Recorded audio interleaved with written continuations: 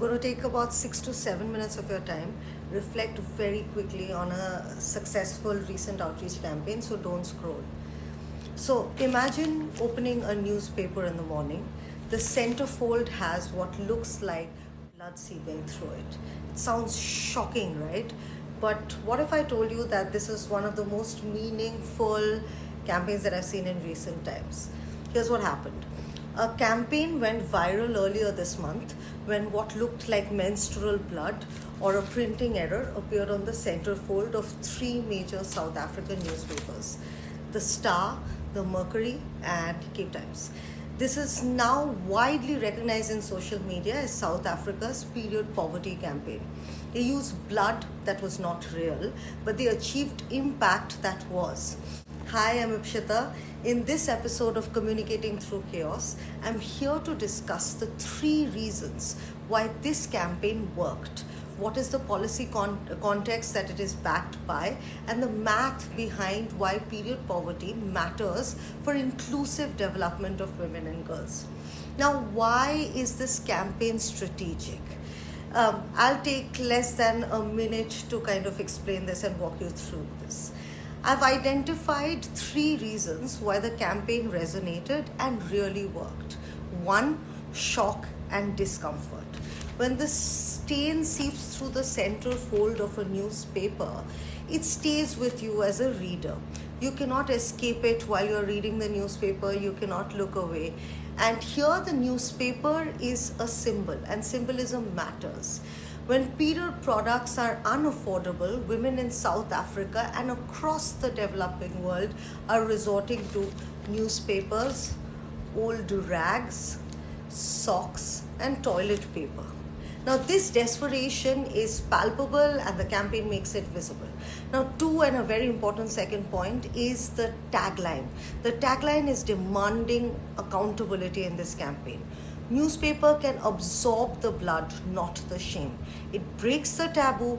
It shifts the blame from women who are hiding behind jackets, pressing their legs together, because the blood stains are no longer impure. They're sometimes choosing, in some of these countries, because of the cost of the product, they're sometimes choosing food over feminine hygiene products, and it lands in the front page of the news. This is exactly what news is supposed to do. It's supposed to be a great leveler as it hits your mailboxes, doorsteps, and feed with the equity tagline, which achieves a global reach. This global reach is demanding accountability. 3, it reframes period poverty as a systemic inequality and keeps the spotlight on the issue of inclusion.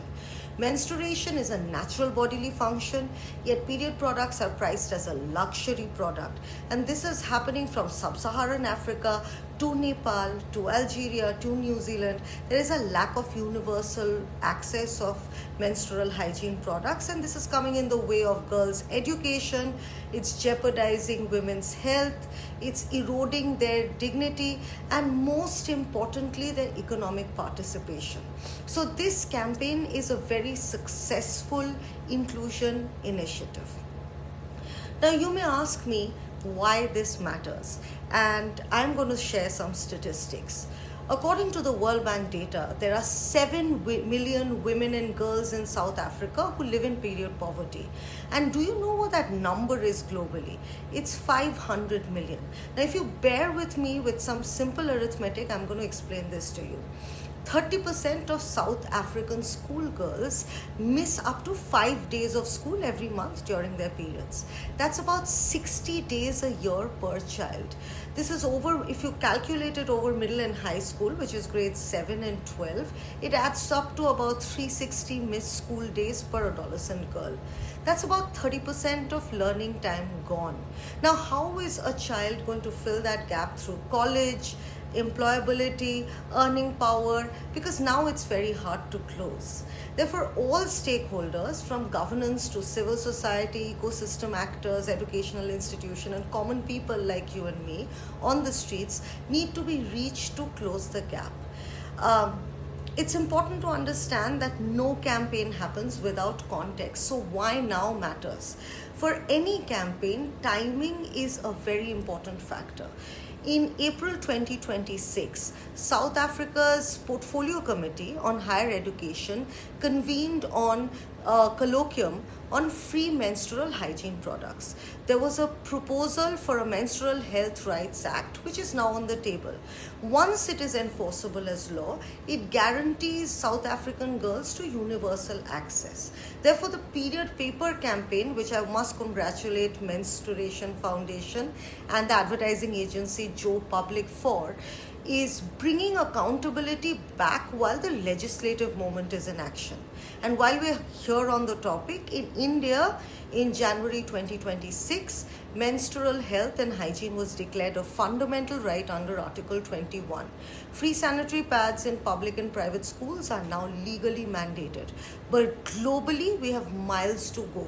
There's only one country in the world, and that's Scotland, who provides free sanitary products universally.